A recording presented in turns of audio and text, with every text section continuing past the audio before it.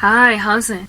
What's up in the name of Jesus? So please go check out the previous part to figure out what's going on here. I did an introduction that was rather lengthy, but it's only so I could get to a point where I'm like not so lengthy. So what's up? I'm telling you guys about my rapture dream. I'm also letting you guys know that rarely ever do I get rapture dreams. In fact, I don't get them. Not the rapture as in like next thing you be hearing a trumpet, next thing people be getting caught up in the sky, or people shooting up with laser beams or whatever, you know? Nah. I've had dreams of suddenly landing in heaven, and I had my cat, believe it or not, my cat was with me. I think cats are gonna go with us, or our pets, I don't know, whatever. I've also had a dream of seeing a big fat giant grape in heaven in a bowl of fruit at the banquet like table.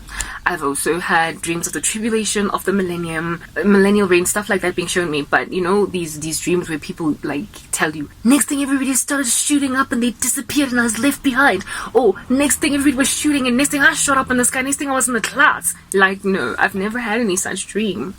And I have sort of kind of asked God for one, but then I was like, but that's how you work with me, God. I ask for stuff and you like don't give it to me until you see it fit to do so. So I don't even ask for rapture dreams. I'm just like, I don't know. Like literally, I'm just like, whatever happens, let it happen. Because I am so bombarded with so many other dreams, so many other things that God is uttering, that I'm like, maybe he just feels as if though this is the message I have to give, and he will make me say that message, and like, let's leave it at that. Karabo, the rapture dreams, I have given them to Peter, John, Petros, and Renelwe, but you are gonna just get these kinds of dreams. So I just kind of accepted that, you know, God is just not giving me rapture dreams. I would love to get them. Like, I want to know what it's like. I want to get harpotted in a dream.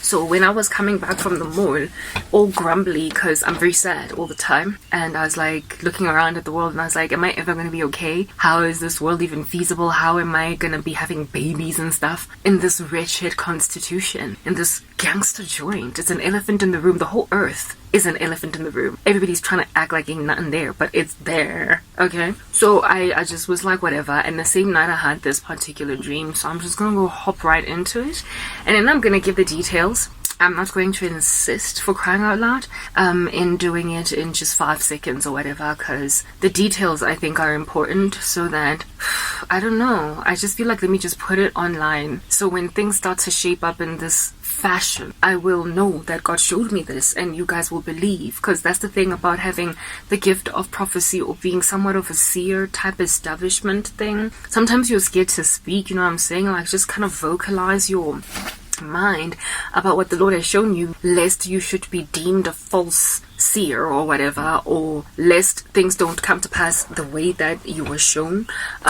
You have like a Jonah complex, where because you are fretful that your prophecy is not going to come to pass, you then don't want to go to preach to Nineveh, you know what I mean? So I just was like, let me just speak. And the reason why I've decided to speak now, like as of now, before even sleeping, because I'm only about to sleep now only. I was up all night praying.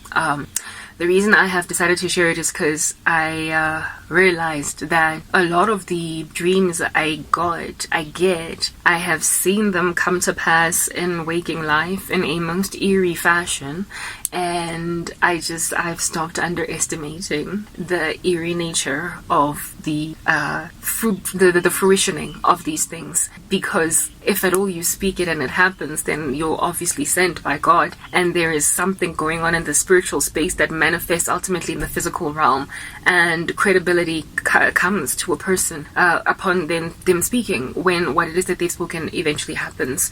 So there are so many people on the internet that are busy saying that God showed me the rapture is happening on the 27th of October, and like, that's it, okay? The Lord showed me it's going to happen when a bird lands on this particular pole of electricity, and when it starts to get choked up, that's the rapture. People rock up and say stuff like that, and you literally wait for this bird to land on the electric pole and like nothing happens. The day comes, the day goes, and I'm like, guys, is God talking to you, or is the devil dumping information into your constitution and you are not discerning, I'm not so foolish as to write them off as unbelievers or false prophets, but as a person that sees a lot, that gets given a lot of prophecy by God, and that gets given a lot of understanding in the spiritual realm through my spiritual gifting, I know that the devil dumps a lot of rubbish into he uses my gift. He takes my gift and is like, she's a seer, so let me show her something so she can go and prophesy it and it won't come to pass. So I have begged the Lord for the spirit of discernment.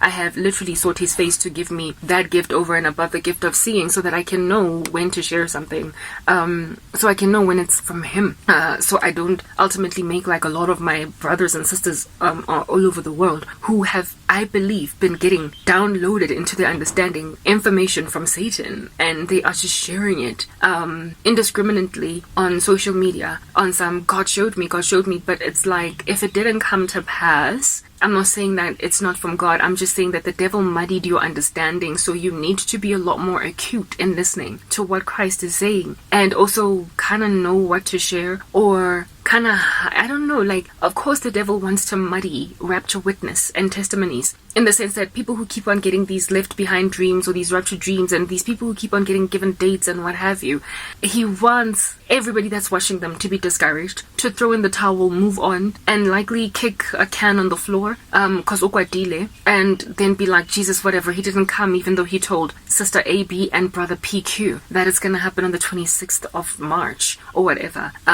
It's dangerous, you know what I'm saying? Yeah, so it can cause people to be very, very discouraged, and personally I have found myself getting flattened like a fishy just outside of the ocean that is struggling to breathe and it's flapping, by watching with watchmen and women online these rapture high watch dates, and I've watched them come and go, and I've just fainted so much every time they've gone, especially considering I'm presently persecuted. I am presently persecuted, so for me the rapture is literally a matter of life and death, whereas with a lot of people they can still go on to their normal lives. I don't have a normal life, and so I don't have the luxury to hold on to nothing but the rapture, because if I hold on to that, another 10 years could progress and they will have taken away all my life. I will not have lived. I will have been stolen from severely. I will not have had a husband, children, a normal life. Like, I'm trying to get my life back together, so hoping in nothing but the rapture is dangerous for me, because I could find myself just literally waiting to be rescued out of my persecution by the rapture.